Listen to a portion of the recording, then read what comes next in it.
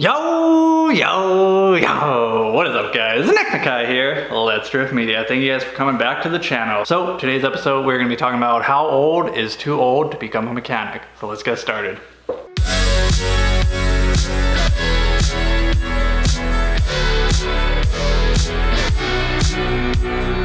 If you're new to the channel, don't forget to drop a like, drop a comment, subscribe of course, and join the Discord. We're almost at 1,000 members now. The chats are still pretty active every single day. People coming in, asking for car help, talking about tool talk, tech talk, ASC certs, you name it, all mechanic talk, and even more. So I'll leave the link down below if you guys want to join. So today's episode is actually a user submitted question, but I have been getting a lot of questions like this, like how old is too old to become a mechanic? I'm like doing this trade, thinking about switching over to become a mechanic. Like, what do you think? Like, do I still have time? Would you recommend it? So I'll go ahead and read the question. This one was submitted by Ran Records on IG. Thank you. Hey Nick, big fan. I have an idea for a new video. I've been a welder for many years. I work on train cars, but I'm thinking about making a move into the automotive field. I'm 27. Do you think it's too late? What route would you take if you would like to become a mechanic today? Thanks. Thank you for the question, Ray. Real quick though, drop a comment how old you think is too old to change career paths. Maybe some of these older guys or even younger guys. What age in your head is a number where you'd be like, yeah, I would not recommend jumping ship from what you're doing to become a mechanic at that age? So the way I see things, age is just a number. I'm right now 29 years old, started working my way to become a mechanic as soon as I got out of high school at being 18. With that being said, although age is just a number, there's several things that I think you should consider before maybe quitting your job, whatever career path you're in right now, and pursuing a career as an automotive technician. The number one reason or thing to think about, key point I would say, is can you afford it? Depending on where you're at in life, whatever. I don't know if you have kids, if you have a family, a wife and kids, whatever, can you afford to take the pay cut? Because if you are already established in whatever career you're at, I'm pretty sure you're accustomed to making the money you're making. Unless you're maybe making minimum wage, then by all means go for it. But when you're making a certain amount of money, you just got to start thinking, can I afford to start from scratch and make a lot less than I'm making right now? Because I can guarantee if you have no automotive experience, no schooling, it's going to take a couple years till you're making that good money, like at least like 60K, 80K. It's going to be a while. Chances are, if you are switching fields, there's a couple routes you can go through, which I'll talk about in a little bit, but let's just say you finally get into a dealership, because that's kind of all I know when it comes to cars, or the car world. Coming into the dealership with no automotive experience, you're gonna guarantee start as a lube tech. Lube techs, anywhere I've been, they get paid minimum wage. So making about $15 an hour, working 40 hours a week, getting paid every other week. So $15 an hour times 80 hours. You guys do the math. That's not even what you're gonna take home because taxes, but that's just something to really think about, because being on the lube rack, it kind of sucks. You're getting paid minimum wage, you're getting worked like a dog, you're expected to bang out like, I don't know, like at least 2 to 3 oil changes every hour. So they're just, it's like go, go, go, go, like don't stop. You're paid hourly, so like what are you standing around for? Like grab a car, grab a car, grab a car, get it out, get it out, get it out. And the messed up part is you're hourly, so it doesn't matter how many oil changes you bang out, you're gonna get still paid the same. Say you do 20, 30 oil changes in one day, you're gonna make the exact same money as the guy who does like 10 to 15. So that really sucks, but it's just one of those things where you just gotta bite the bullet, because the only way you're gonna move up in a dealership to become a line technician, lead technician, is outperforming the rest of the guys. So that's the one thing I also see a lot of people get discouraged being on the lube rack, because they're like, man, like I'm working minimum wage, I'm working my ass off, like I see these techs right here messing around, like laughing all day and like making like 2, 3, 4 times the money I'm making. Especially when they're younger than the lube techs, I feel like it hits home even more, like man, like what the heck am I doing? Like screw this, like this sucks. On top of that, most lube techs that I've seen, they're kind of fresh out of high school, fresh out of college. So you're gonna be working with like 18-year-olds, 20-year-olds, 25-year-olds. They might kind of seem like you're working with kids. So if you're okay with that, if you're okay with taking the pay cut, I would say give it at least 3 to 5 years before you actually move up onto the line and start making that double minimum wage, that $30 an hour. And then if you're willing to do that, then I feel like by all means, go for it, because it can be a very rewarding career as far as what I've seen. So yeah, just back to the point, can you afford it? Just one thing I like to really get through is, I think a lot of people think, oh, working on cars, I'm gonna make so much money, or I'm gonna work at Ferrari and make so much money because it's a high-end brand. Really, it doesn't really matter too much what brand, what manufacturer you're working for. There's a lot more variables that come into play when it comes to making money. I've seen Toyota techs, master Toyota techs making well over 100K a year. I've seen master BMW techs making well over 100K a year. So it really just comes down to so much, but you just have to think too, not just about the money, although money at the end of the day, it comes down to the money, is working on cars, turning wrenches, fixing problems, dealing with customer complaints about things that aren't wrong with the car, working your ass off, sometimes feeling underappreciated. Is this something that you're willing to do and make this a career for your life? Because I'll tell you one thing, if you're doing this just for the money, like working on cars, you are gonna hate it. Like anything, if you do it just for the money, after a while, you're gonna get sick of it and you're just gonna hate your life. I've seen a lot of technicians, especially working in the dealership at Toyota, like these old timers, or the OGs as I call it, because someone at Toyota actually got offended when I said the old timers, sorry. But these older guys, a lot of these guys, or some of these guys, aren't really passionate about working on cars, car culture, fixing cars, tinkering with cars.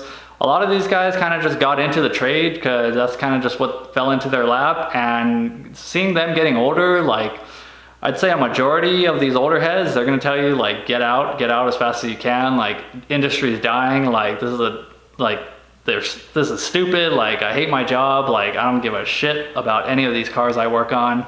And it's really not inspiring, I would say.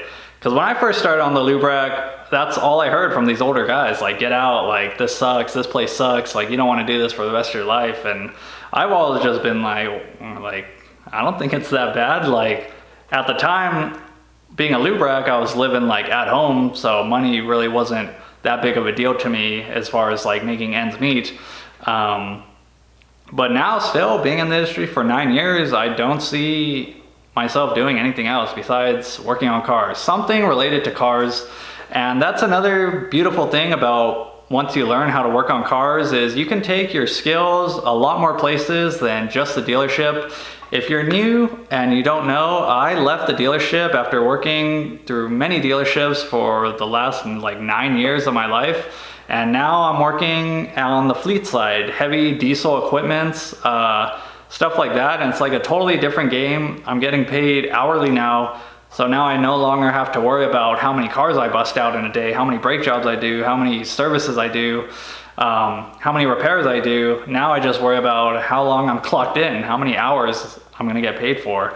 So there's a lot more things you can do than just being a dealership tech. I'm glad that I opened my eyes and took this opportunity to venture further out. Because for the longest time, I thought I was gonna end up at Toyota, like for the rest of my life. Like, oh yeah, like Toyota. I started with Toyota, I'm probably gonna end with Toyota. And seeing things now, looking at the bigger picture, I'm just really glad I took the jump to try something else. But like I said, it's still within the automotive field. So that's a really cool thing, is you don't have to get stuck where you're at for the rest of your life. A lot of the times working in a dealership, it comes down to gaining that experience, because once you get that experience, you can take your skills anywhere. I can tell you right now, I could probably go into like any Toyota dealership, say at least they had room for technicians. I'm like 99% sure I would get the job with my experience and certifications now. And that's kind of like an awesome feeling, like damn, like I can go wherever I want. So just another thing to think about is the skills you learn and certifications you get under your belt can take you a lot further than just where you're at right now. So just keep your eyes open and always look at the bigger picture, because you never know what's next. And another point I would like to add in is, would you want to be in the working environment as an automotive mechanic? Pretty much anywhere you're gonna work in the summertime, when it's hot, it is hot in the shop. When it's cold, it is cold in the shop. So you gotta be kind of down with the elements. Yeah, you're not like a contractor, like outside actually, but it's still like the weather elements, like you're still pretty much working outside. Like no shops, or very few shops, have climate control. So in the summertime, there's cars sitting outside in that 100-degree weather. The cars inside are like 110, 120 degrees sometimes. And you gotta pull those cars in and you gotta work on it. And working on cars is very strenuous. You're gonna be sweating your ass off. You're gonna be bending over. You're gonna be busting your back. You're gonna be kind of like upside down underneath the dash, and like when it's hot as hell, it really sucks. So being an automotive mechanic is a very I don't know how you say this, laborious, laborful, full of flavor and full of labor. You're gonna be working hard. So as long as you are like physically fit for the job, I see a lot of, no offense, of fat people. Not a lot, but I see fat people in the dealership, and I think I have it bad, and I see them like sweating gallons of sweat, and I'm just like, damn. Like, not only that, you're bending over to rack up cars every time you pull it in. You're underneath the cars at like awkward angles, like I said. There's just a lot of labor involved. You're on your feet all day. Being an automotive mechanic, you are not sitting around on a chair like I am right now. You're gonna be on your feet a lot, and you're gonna be moving. So if this is something that you're considering doing, make sure you're prepared to actually work, because being a mechanic is hard work, I would say. It is not no cake in the park, like la-di-da-di-da, let's sit at the office. And I don't know where I'm going with that, but yeah, just think about the labor, very labor intensive. And the last point to answer this guy's question is, how would you get started? Myself went through the community college. It was like the cheapest option I could find. Did a 2-year program focused on Toyota, which is actually the T10 program, and got my foot in the door as a lube tech and just worked my way up. And I really feel like that's one of the best ways to go, mainly because, yeah, school, like any other school you go to, you're just gonna learn book smart stuff. Going to school, doesn't matter how much you pay for your school, it's kind of just to get the book smart stuff.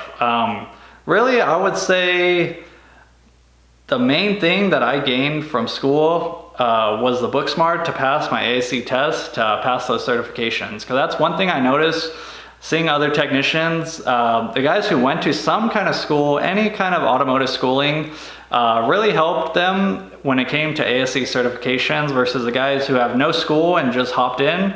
A lot of those guys have trouble passing those ASE certifications, because again, those paper tests that make you a paper tech are just more book smart theory versus actual real world working on cars.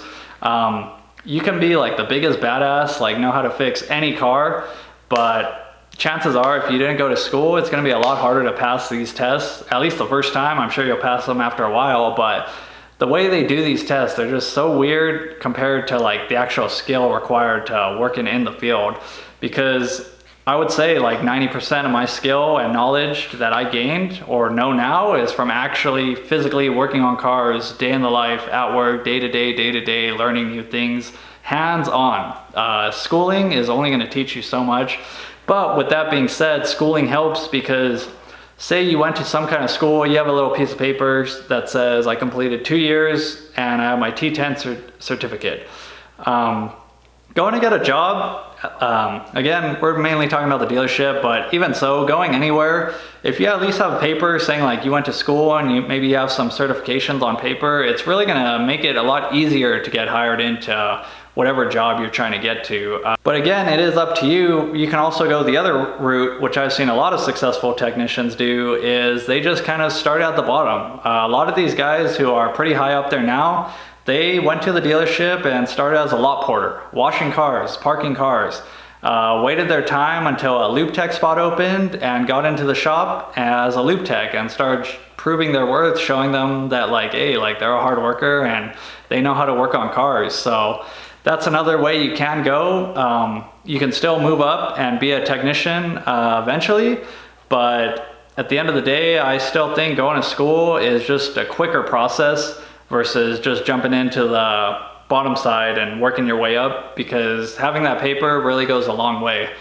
But another thing would you be able to sacrifice your time to go to school to get these certifications? Say you're already working full-time, you have a family to support, it's gonna be pretty hard to stop working and start going to school, paying money to go to school and not getting paid while going to school, versus just picking up a job and getting paid at least something and building your experience. So it really comes down to your personal situation. Everyone's life is different, so I can't just give one route like, oh, do this, do this, do this, because again, you need money to survive. So, but like I said, I would recommend going to some type of schooling. It kind of just, in my opinion, is like a fast pass when it comes to moving up.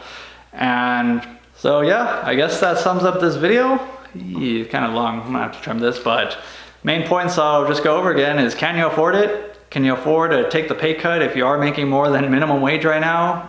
The time to go to school, do whatever you want to do to get to that position. Is this something you actually want to do? Working on cars, working on stuff with your hands, is this something that drives you, that makes you happy and you could see yourself doing? So that way you're not getting into it and then a year into it, you're like, why did I do this? This sucks. Save yourself the time, don't do it. So I guess that's it for this episode, guys. Hope you guys enjoyed it. Drop a comment, leave a like, you know the deal. But I'll catch you guys later. Peace! Hey, Bill, I'm in the mood for a switch up.